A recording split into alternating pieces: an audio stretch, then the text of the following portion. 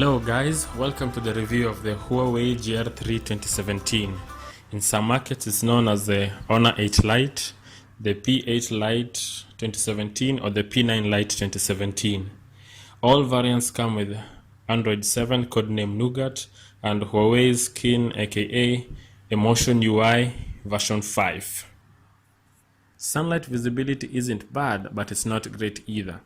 Unlike other screens that become significantly brighter, this visibility assistant gives it a faded look that actually helps the readability, although colors appear to be washed out. Huawei finally saw it fit to update regions to include African countries and their cities. Even when you don't have data, you can still find quite a number. Despite this great improvement, some areas are still in Chinese, such as the verification emails that they send to you.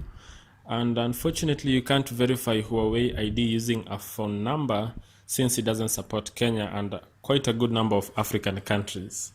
Again. Eye care is also significantly improved. You can select cities to find service centers near you, prices of spare parts, manuals, and best of all, everything is in English for this part. Selecting region also automatically loads the customer care local contacts so that you can at least call or email them for any problems. As you use EMUI version 5, you'll come across intricate details that just make you fall in love with the operating system and the skin even more. There's a big improvement on the notification tiles from the GR3 2016 and the GR5 2016 and the P8, since you can now fit 5 tiles instead of 3 shortcuts. I also like the sharp contrast between the dark black and the electric blue, and like the less intense colors of the aforementioned models. Ever since registering my fingerprint, I've been able to unlock the screen in record time, and applications secured via fingerprint also unlock in good time. However, third-party applications occasionally crash and force you to relaunch it so that you can use the application.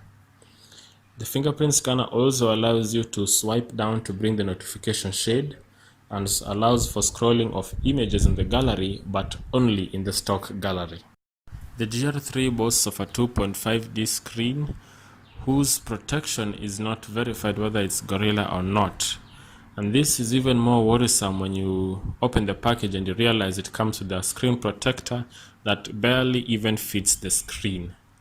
The 2.5D only means that the screen is curved at the edges and there's nothing really special except to add for aesthetic value.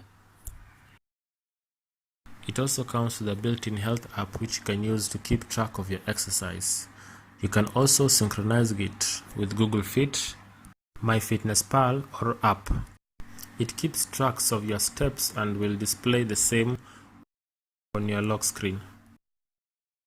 This video has been brought to you by Sovago Online, a retailer of both hardware and software. Something you may want to know about this device is that its finish attracts fingerprints. You may not be able to see it in this video, but it does.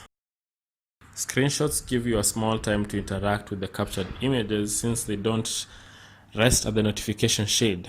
They also lack a delete option, so you have to go to the gallery if you screenshotted something accidentally.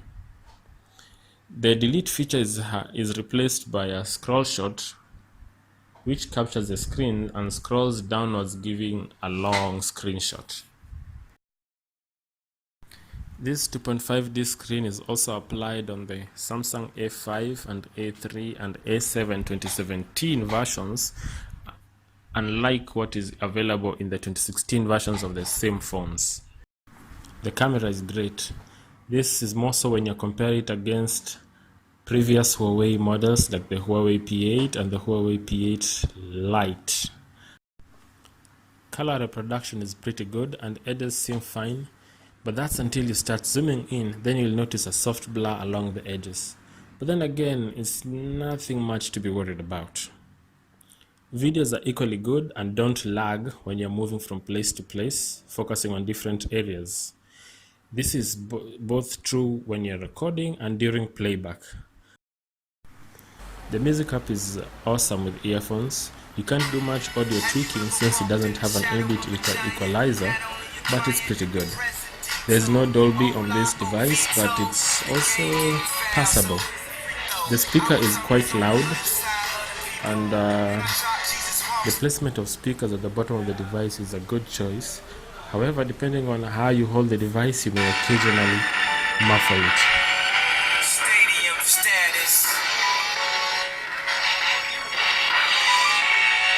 The stock music application has a more in-depth interaction with the lock screen and light third-party applications. Although they did forget to include a previous pause, play, and next buttons in the notification shade. They only used two as always.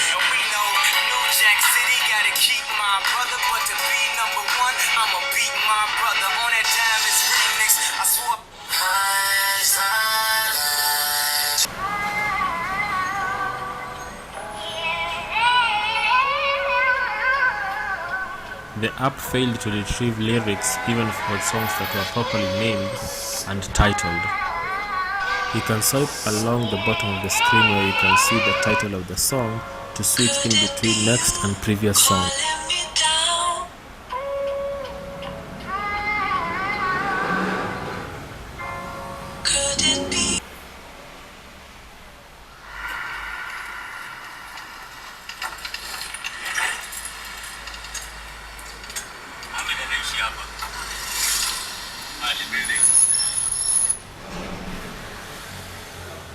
I've noticed Instagram videos occasionally have a green filter that makes it difficult to watch or enjoy the video.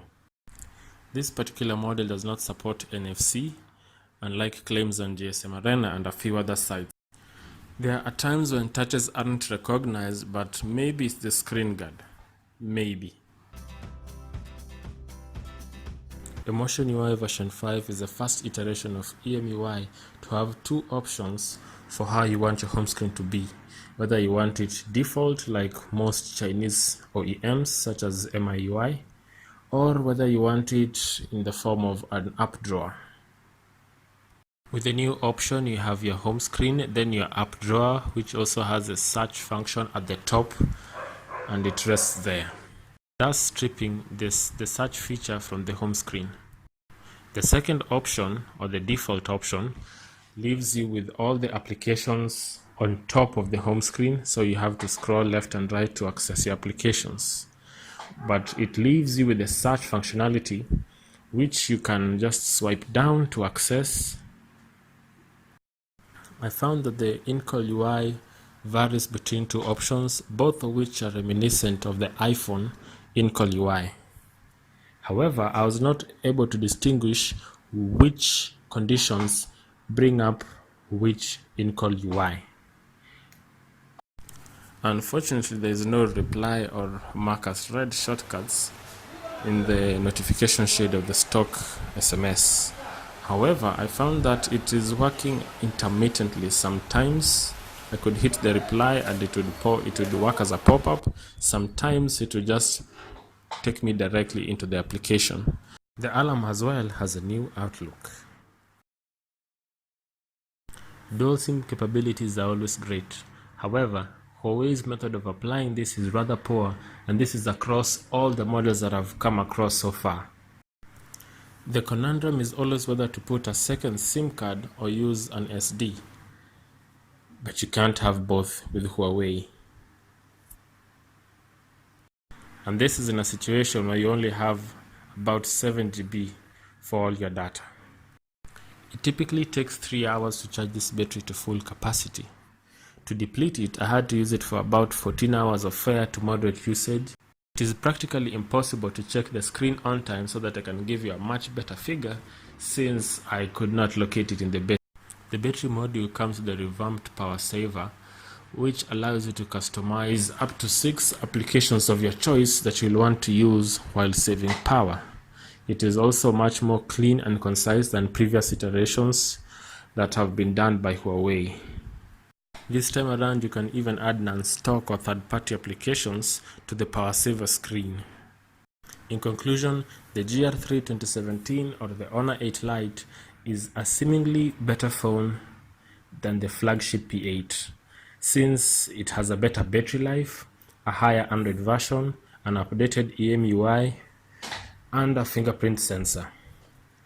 The P8 isn't on the list of phones that will get a Nougat update, so for those who are keen on Android version and updating might want to pick this version of. But then again, it is a budget phone, and for that reason, I'll give it an 8 out of 10.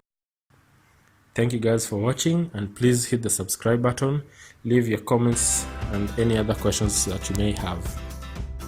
This review is proudly brought to you by TechSasa and Sovago Online.